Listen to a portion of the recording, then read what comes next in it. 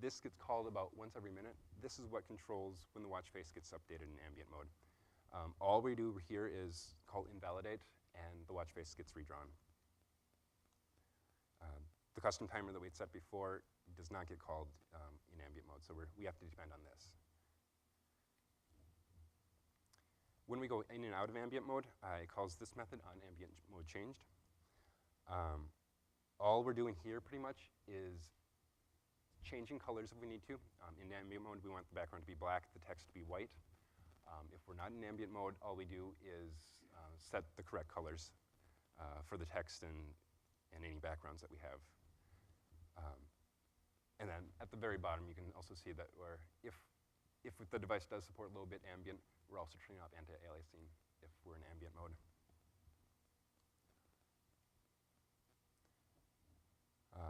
Another method on visibility change. This is what happens when the watch face becomes visible and loses visibility. There are two things to note here. We want to be sure about in the middle there to call update timer. This makes sure that when the watch face does get displayed, it's up to date. The other thing that we're dealing with here is time zones. The service is actually registering a listener that detects if we've changed time zones since the last time. If we're visible, we care about that, and if we're not visible, we don't care about that at all. So we unregister the service at that point. That brings us to onDraw. This is where the most intense computation is going to take place. So hopefully, if you've set up everything up to this point in onCreate, hopefully you have all your resources, all your strings, all your colors, everything that you need. Let's just go through this. At the very top, we set the timer to the current time, just to make sure that we have the right time displayed. Next, we're seeing if we should draw the colons.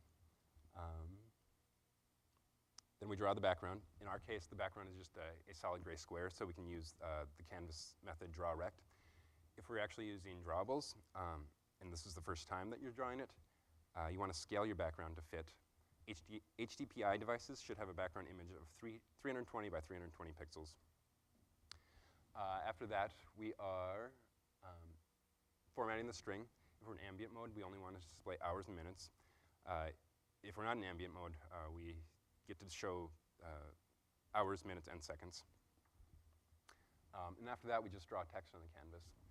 If you have a more complex layout, you're going to be able to, you can draw shapes, you can draw images, you can animate stuff. As I said before, in interactive mode, you can pretty much do anything. The key point here is just to know whether you're in ambient mode or not.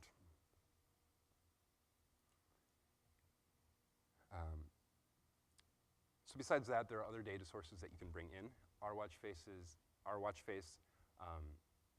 pulls in data from a weather service, an open weather service that just updates the temperatures, like I mentioned before.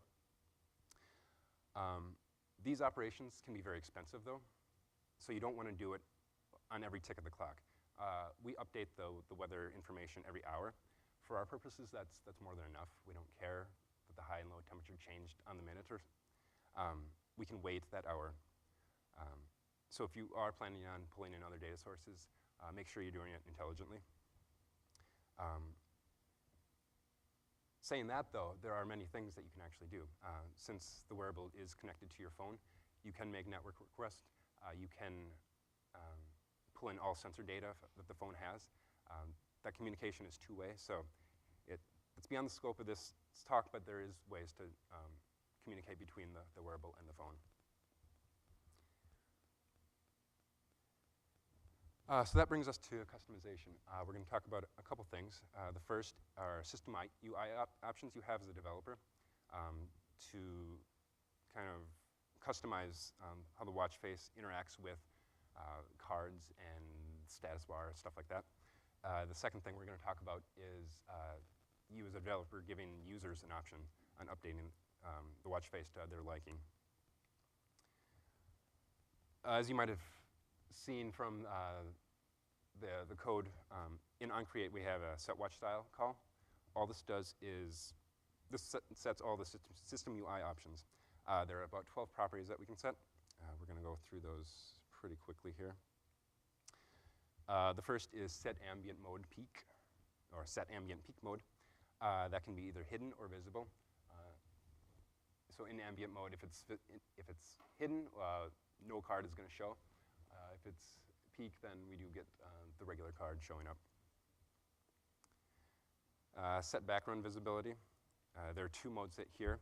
It can either be background visibility interruptive or background visibility persistent. If it's I should mention each card has its own background. If it's interruptive, it'll briefly show the background. You can't really, that's just a screenshot, so you can't really see it there.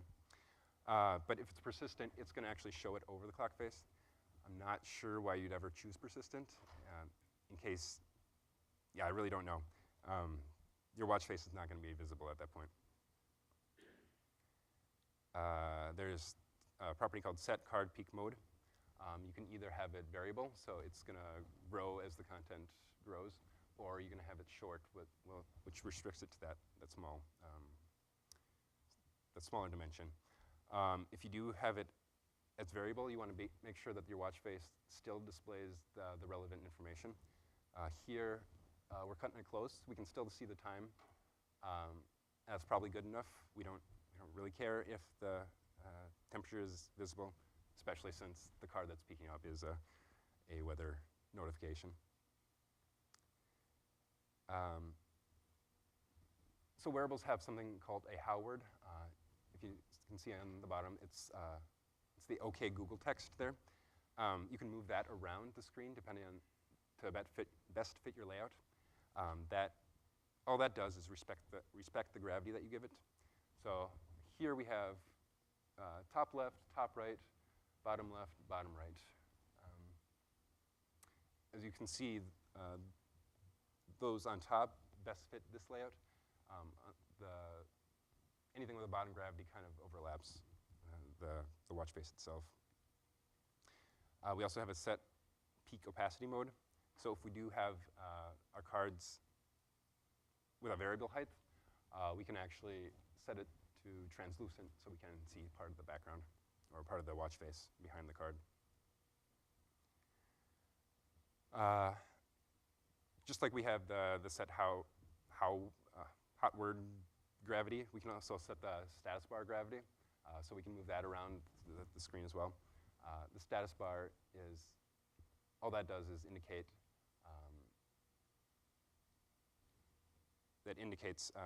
whether it's connected to the phone and power. So here again, we want to probably keep that on the top. Set view protection. For our watch face, this probably isn't needed. Our gray background is probably dark enough. But if, for example, we have a white background, we're not going to be able to see the status bar, the hot word, or probably some of the cards. So what this does is it overlays or underlays a background on some of these UI elements. So the first one over here is protecting the hot word by showing a darker gray background. The next one is the status bar, and the other one is the full screen. So everything gets protected there.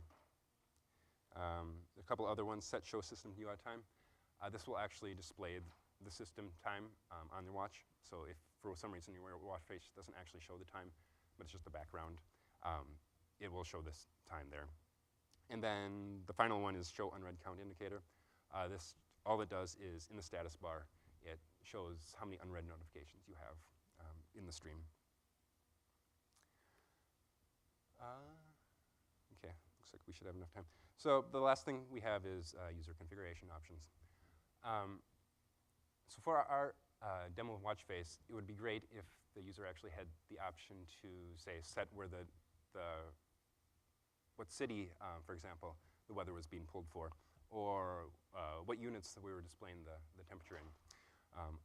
Unfortunately, we did not implement that, but we did grab one of Google's sample watch faces that does have configuration options. So what configuration options pretty much resolve down to are activities that get loaded onto the watch itself and the companion app. So let's take a look at those. So here's the companion app. So when you're selecting your watch faces, anything with configuration options has that little gear icon. You can see it in the sample digital one. And then once you load that up, it'll show all the configuration options that are available for that watch face. In the companion activity, you're going to have a lot more space. So you should be able to have show the user more options.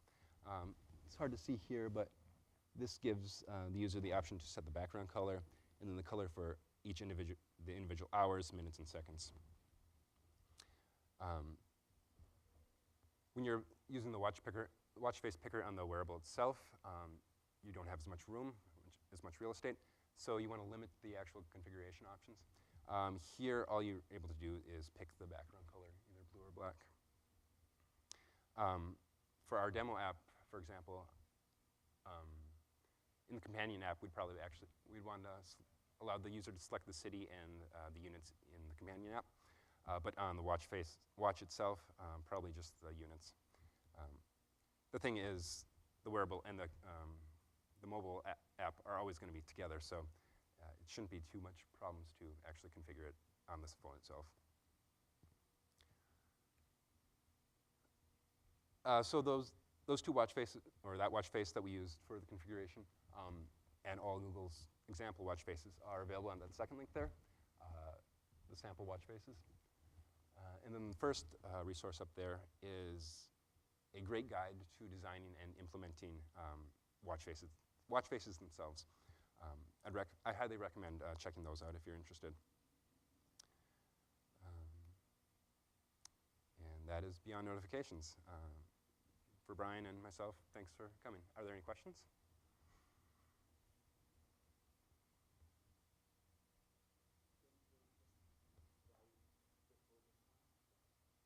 Yeah.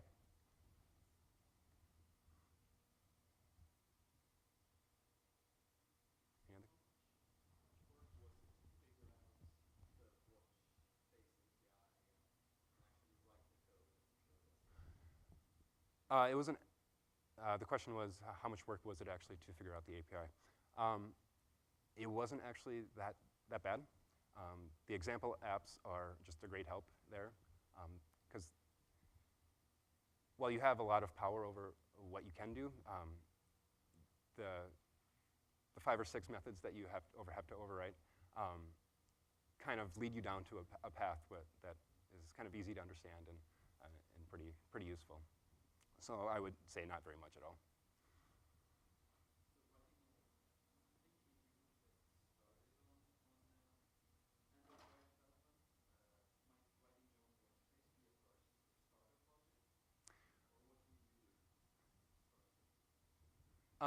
As I mentioned before, doing the watch face is a little different than a normal wearable app, since you're not using all the layouts and stuff and views that Brian talked about.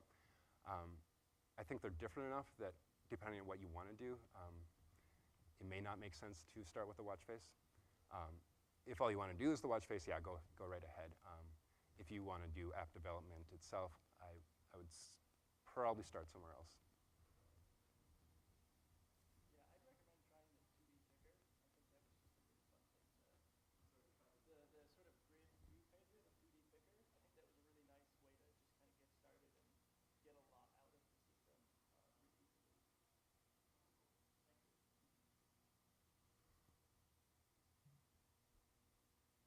Where was?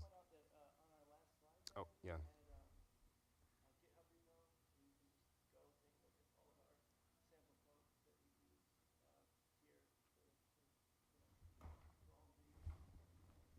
Down at the bottom, yep.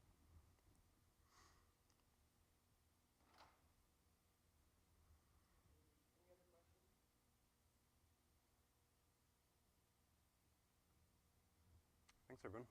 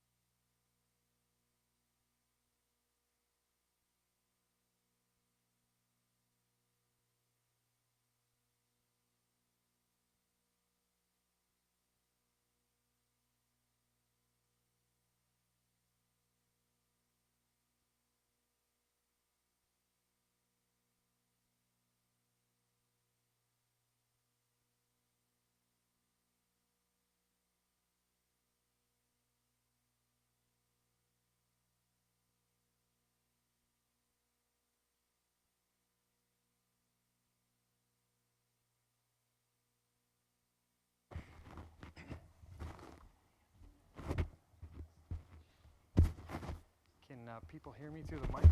It's a microphone.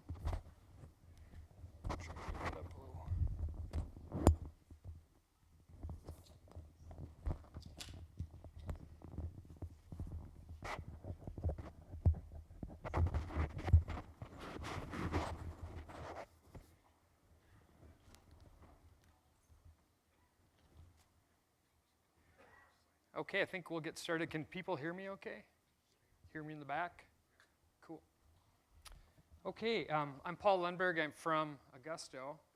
We're a cloud development partner for Google, actually a premier partner based right here in Minneapolis. We're in the Ford Center, right across from Target Field. And we do a lot of things with Google. I'm going to focus today on our dealings in terms of cloud platform. And we have been diving into containers, just trying to understand, where is all this going and how should we be using it and where should we be using it. And so I thought, what better way to really try to get a grasp of things and to try to present, this information. So I think there's people here that can probably help me out. I got some T-shirts. Anybody that wants to participate, see if you clarify things, I'd appreciate that. I'll throw you a T-shirt. So let's get started. Just a little bit about me. Outside of development and work, pretty much what I do, play some hockey, do some cycling, do some mountain biking. In terms of Augusto, I'll just kind of run through our history. Back in 2011, we started to get a little bit involved in some development on App Engine, and that was because we had a lot of Google Apps customers that were asking us to do some development to integrate their Google Apps, whether that be Mail Calendar or any of the other tools that they're using, with their enterprise systems. So we started to do some development.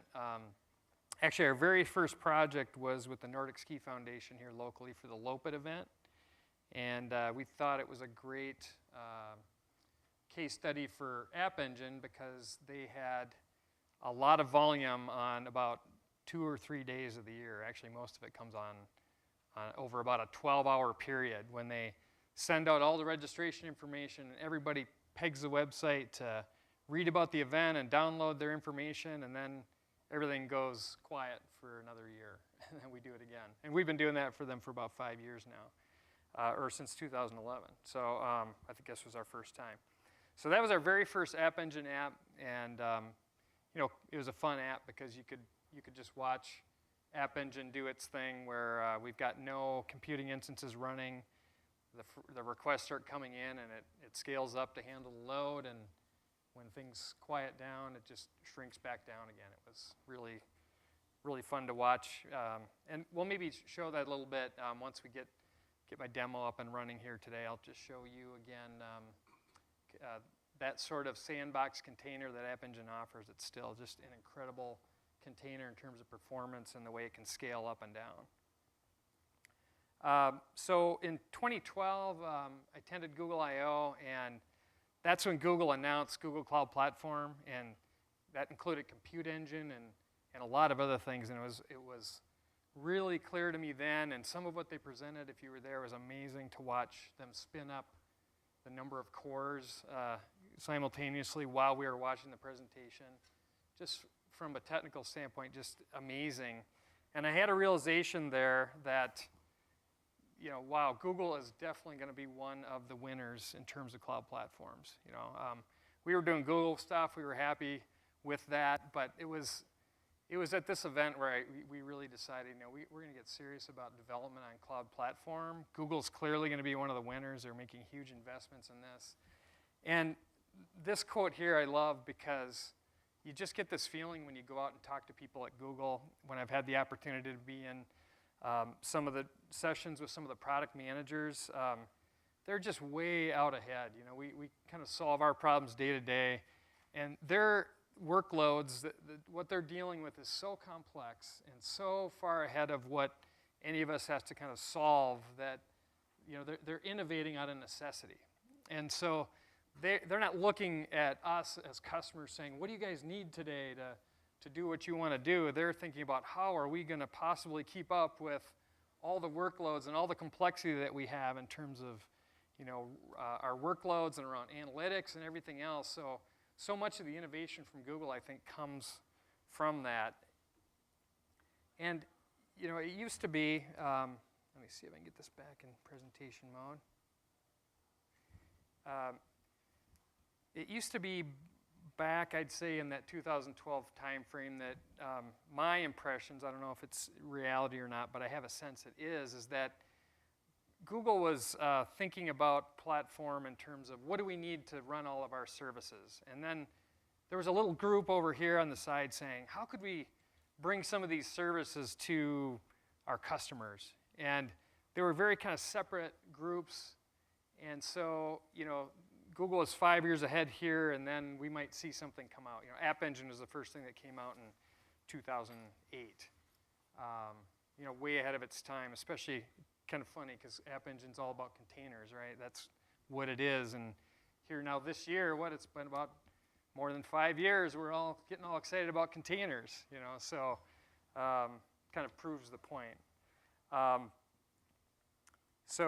Last year, just a couple more quick points about our history. So last year we had completed our first highly scalable product development effort on platform, mainly centered around App Engine, but also involving some other components. And I had a chance last year to speak at the keynote for that at this conference.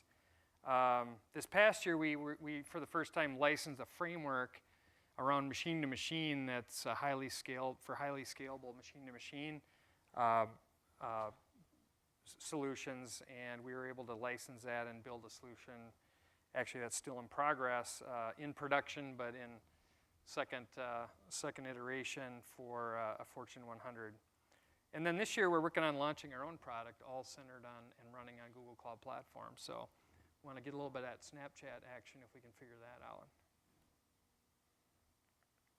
So I just polled the audience here. How many people here on a day-to-day basis are engaged in some kind of Google-oriented development, whether that be Android or Angular or Maps? Okay, so probably half or so. And then what about experience developing applications on App Engine? Okay, probably maybe 25%. And then what about workloads on Compute Engine? Okay, so even less. Okay, that's interesting. Okay. Well, so here's what we've seen, in the last year. I don't think I have to, I thought I'd do the same thing Martin did. He had some pretty cool trending slides, so I quick pop those in here. So we have Docker software trending up. Everybody knows that. Google Cloud Platform, look, pretty surprising how much uptake they're getting recently, just in terms of people reading and searching around things related to Cloud Platform. And just to be sure this really worked, I went and did a couple more. So one of my favorite languages from the past, Smalltalk, I thought, sadly, still not trending up. It's trending down pretty steadily. So I'm going to have to let go of my Smalltalk. And I was happy to see Paris Hilton trending down. So it does work. So what I'd hope we could get out of this presentation today, understand current app dev on Cloud Platform. I just want to make sure everybody understands kind of the platform. And we'll talk about containers in the context of App Engine. We'll review where we are with containers today. And I'm going to do a demo around App Engine and managed VMs. And then we'll talk about some other container-related topics as well. So the platform, so we started with compute with App Engine in 2008, like I mentioned. And then there was App Engine and there were some APIs, and that was about what we had. So, Google just kind of skipped way ahead, and, even though the world kind of wanted infrastructure as a service, Google was so far beyond that, they just decided they'd start with App Engine. They've since kind of come back and filled out the platform. So now it's incredible how things are changing and the offerings are coming. And I've had some, from our partner manager, some insights into the dates and things that are coming this year. And it's just astounding how much is going on the platform. So there's really, there's infrastructure as a service type workloads that are going on, and Google seems most interested in really large workloads. So we're talking to Google about getting involved in handling some of the genomic workloads, where you're just needing to spin up hundreds of cores or thousands to do processing. That's kind of the sweet spot. That's, in my view, what they're really after. But they have infrastructure for any kind of anybody that wants to put up a virtual machine or move those kind of workloads to the cloud. It's pretty straightforward to do. There's App Engine. There's a lot going on in big data, which isn't the center of this talk, but that'd be another great talk just because of what's coming with data flow and some of the things that they're working on. Again, I think they're 5 years out, starting, and instead of waiting 5 years to introduce things, I think we're seeing them much sooner than before. So, one of the reasons, again, that I think Google is going to remain right on the top in terms of cloud providers is just that they're processing so much information, and probably more than anyone on the planet. So look at all the stuff they did this past year. This picture didn't used to look like this. Back in 2012 or 2011, when we were looking at where's this all going, it wasn't coming at us as fast. So this has been really encouraging from a company that's really placed a pretty big bet on this whole cloud platform and Google and what they're doing. Really exciting stuff. A lot of that we're kind of moving through from physical machines. Virtual machines would be Compute Engine in the cloud and what they're doing there, released in 2012. Containers, like I said, Google had that going in 2008. So they're working things backwards. Maybe they're going to start offering some physical machines here sometime soon. Maybe that's the Chromebox. Just another picture of kind of how this has progressed. We had Linux, and then we went into virtualization, and we all saw the benefits of that. Personally, I got my introduction to public cloud with Amazon. I had a bunch of servers in a rack and trying to run a small company, and got to move all those to the cloud and get rid of all those contracts with data centers and get rid of dealing with hardware and blinky lights. As a software engineer, it was a great day. I remember the day we took all the gear out of the racks and we took it to the IT recycling center, and we had a beer afterwards, and that was a good day. So hope to never go back to that. But now containers in 2014. For the rest of the world, like I said, Google's been operating container workloads for a long time. In doing my research, I was really surprised by how much influence Google's had in what this Docker thing is all about. Over the years. So first of all, Google's doing 7,000 containers a second, 2 billion containers per week. This is right from Google numbers I saw just from a January article. So this all got started back, in the world of trying to figure out how to do the container concept in Linux. And this whole control groups was started in 2006. At Google, and that became pretty core to the whole container concept. And this LXC is another key component to the whole Docker concept and making it work. And LXC was actually replaced by Docker with their own thing here. And I didn't know this either before this, but it was written in the Go language, which is really interesting. I don't know if anybody else knew that, but Go is a language that of Google's, and so the Docker lib container, which plugs in here to replace LXC, is written in Go. So lots of influence around this whole container boom. So just from that picture I showed you before, these are the areas on the roadmap here, or I should say, for the things that were delivered last year and just recently here that are related to containers. The thing is in red. So lots of things going on with containers, and probably a lot of the other features here around some of the logging and monitoring and everything else also relate containers. I think I talked about that. So let's just go into, just real quickly, Martin had a slide on this in the keynote, just to make sure we're all kind of grounded, is that really with virtual machines, we're running everything kind of on top of the virtual machine. And what containers is doing for us is allowing us to run many different containers on top of one OS. In this case, showing the Docker engine as the engine that's hosting those containers.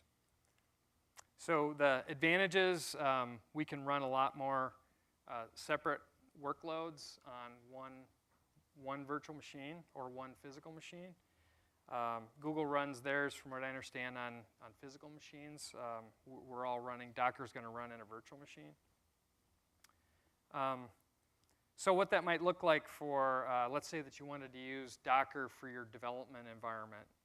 You would have your host OS and Docker running, and then I could run some separate things. So if when I deploy, I want to have these workloads separated so that I can deploy them separately and manage them separately, in my development environment, I could put together that same thing with containers. So I've got I've got my workloads very isolated on my development machine.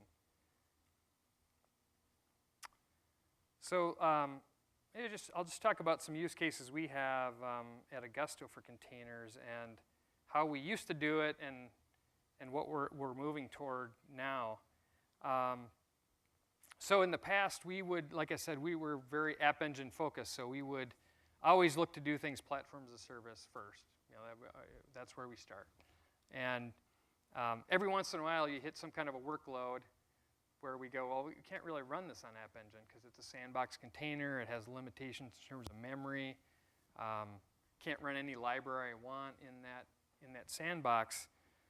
So what we did, what we would do a couple of years ago is we would just we'd fire up another cloud platform project, and we would build a compute engine instance, and we would put whatever we needed to do that we couldn't do in a container on that, and then we'd expose that as an API to our App Engine application that was running over here and scaling and doing everything nicely for us.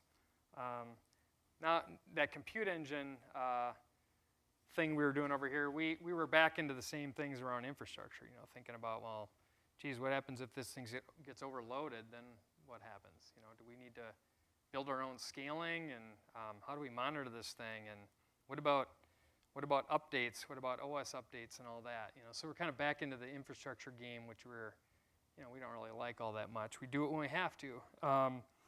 But there's definitely actually the first use case we had was Elasticsearch. We wanted to use that. It just seemed like the best way to do full text search engine for this particular application that we had. So we put that on Compute Engine and 2 separate projects communicating. It worked. It was fine. Maybe not ideal. Another case which we're actually dealing with right now is we have some image processing requirements, and ImageMagick is the kind of go-to for that kind of work. And we've built up, again, a Compute Engine instance that handles that, and we've exposed made a RESTful service so we can invoke that, and it communicates with, it puts things into cloud storage and all that. So where we're at right now with that is that it runs kind of as a separate Compute Engine machine. In a large project we're working on right now, we have a predictive analytics requirements. These are scientific computing algorithms using NumPy, and our customer actually has data scientists that are writing all the algorithms that they want us to integrate into our system. And we're not really scientific computing experts, so we've been learning quite a bit about that. But what we've learned is that these scientific guys, they get this stuff all working on a machine that's got a lot of memory, right? So they've got their workstation, and they go, hey, it works fine here, and we take it over to App Engine and try to run it with 1 gigabyte of memory, and it doesn't do so well. So we're starting to look to move those kinds of workloads into Compute Engine. actually manage VMs, and that's what we're going to kind of spend some of the time talking here about, is I want to try to help you understand what that's all about. And I'll use that predictive analytics as an example. So I should stop it. Any questions? Everybody kind of following?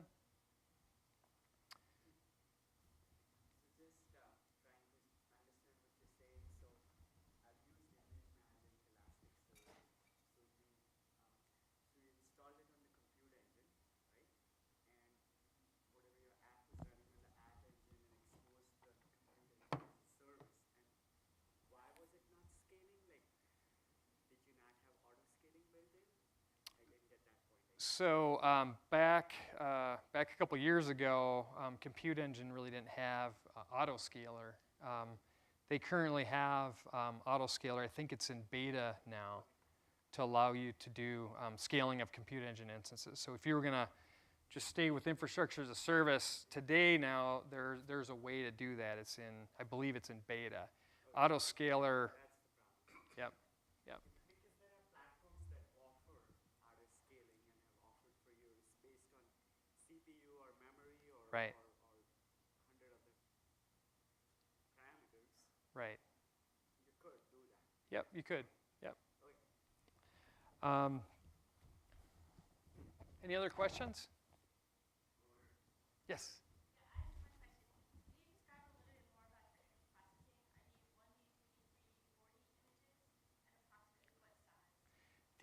This is a lot simpler than that, actually. We have PDF documents that we just need to rip into images.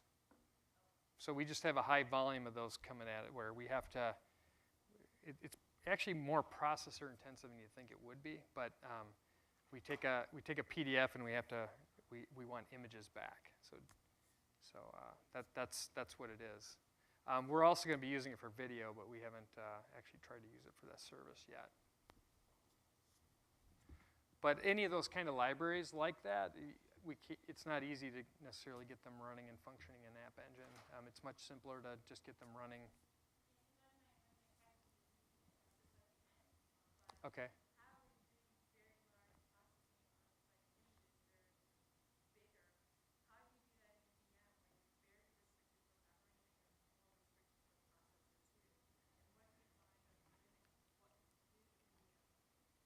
So when you say VM, are you talking about like App Engine sandbox containers, or we're limited to a gigabyte of memory? Yeah.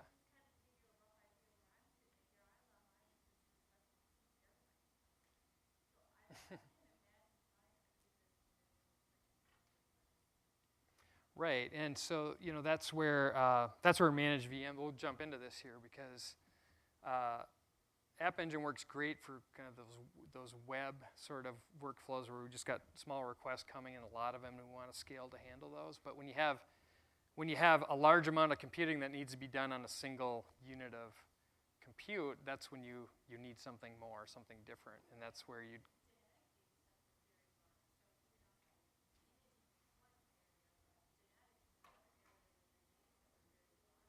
Right. Yeah, it's not the right tool for that workload, for sure.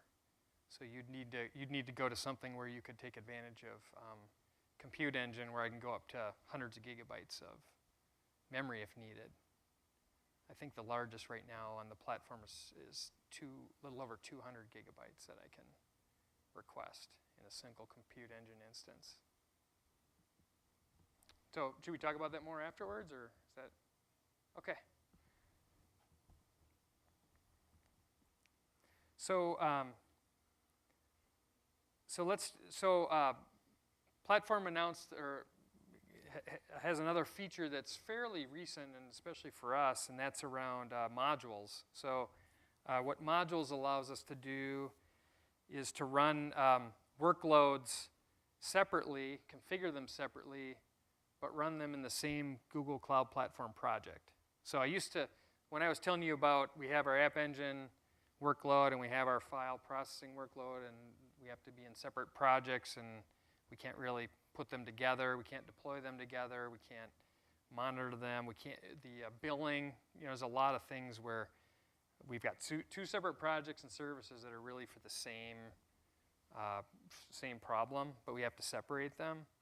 What modules allows us to do is start to put those things together into one project. So when I talked about this predictive analytics work, I could take and put, can define one workload around my event processing, and I can have another workload around predictive analytics. I can define those in the same project. I can deploy that all at once, which is really great. It was a nice step forward. We're starting to separate things out into modules a lot more than we actually thought we would, and it's simple to do, and it just guarantees that one workload is not going to interfere with the other, and that they'll kind of scale. It's interesting because our customers just think, well, you know, well, even though they're separate, couldn't this impact that? And you know, really say practically not, you know, because the platform is so huge, and we've got these workloads separated. It's if this one's demanding a lot, it's not going to slow this other one down. There's other influences that are much bigger than our little workloads. Just to depict what I was talking about, where this predictive logic is being developed externally and we're integrating into the system. So a nice step forward here is to same picture, except now it says Manage VM instead of App Engine. So a Manage VM is really allows us to run to run an App Engine, which means that we're going to get the scaling up and down of these compute instances, and it also allows us to run it in a container. So now I can basically get the benefits of App Engine, but I'm able to run that and pick my compute engine type or specs that I need to run that workload, and it pretty much runs the same. Google supplies basically all the setup so that when I start this Docker instance up, I've got access to all the resources like data store and task queues and other things, other API services that I depend on. So it makes it really straightforward. So let's just kind of go into this in a little bit more detail and look at some files, and you'll get a much better sense for how this works. So these are the steps that we went through, that I went through before the demo that are already done. So just to give you a quick walkthrough of what we did here. So we installed the Google SDK, went through a few configuration steps, which are pretty straightforward. We installed the Docker package on a Mac workstation because we need to use boot for Docker or boot to Docker because we're on a Mac. So that really is the VirtualBox. That's VirtualBox that's hosting that Docker virtual machine. And then we kind of prepare our files, which is kind of standard App Engine development steps here, where you have your YAML file that defines how you want your workload to run, and then you have your code, which I've just got represented in a couple simple code examples, which we'll take a look at.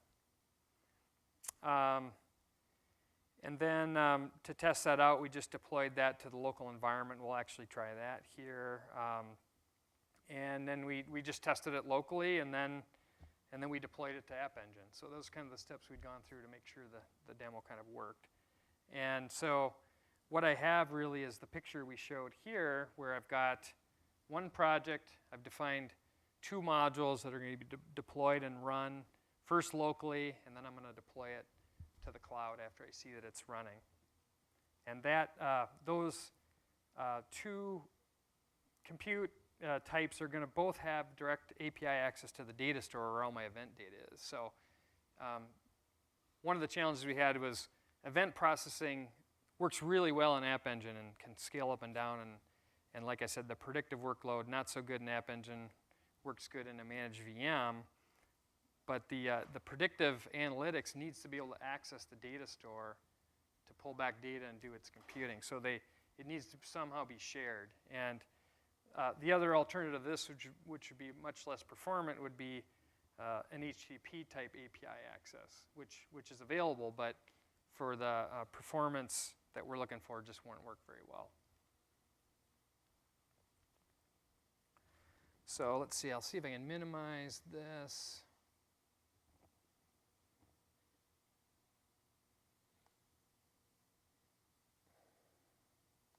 I'm just going to follow my steps here that I have outlined here so you can see exactly what I'm doing. So we're going to, well, first of all, let's just do a Docker PS. So Docker is up and running here, and we've got nothing fired up here at the moment. You can see there's no containers. So if I just do a, let me show you these files real quick first so you see what we're doing. So first of all, I called this one sandboxed module.yaml.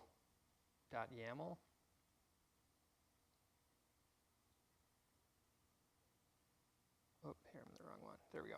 Much simpler. Sandbox module.yaml. So this is our App Engine directives really telling the platform, here's what we want to do. So we're telling it things like, I want to use the Python runtime. I want to use my compute instance increment. I want it to be an F1. If we know we're doing heavy load stuff, we might just say, just start with an F4, use something much bigger.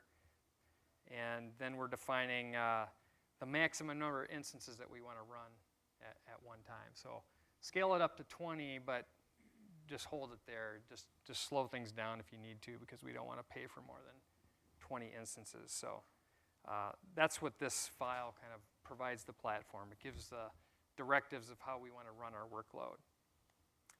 So and then we have an application called sandboxmodule.app, which if we look at it, it's real simple.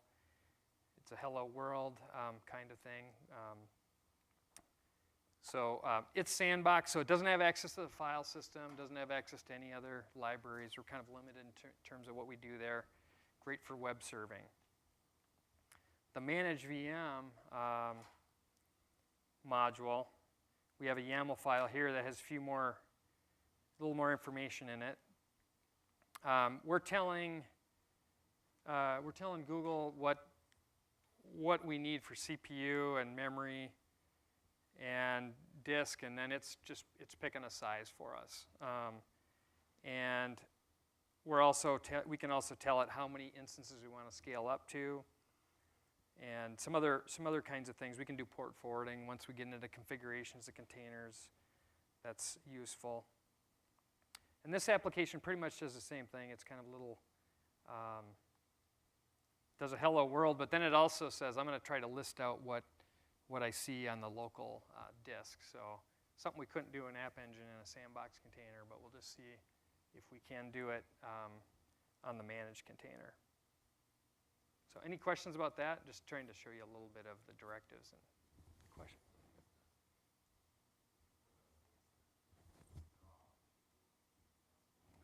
Oh, so I'll show you when we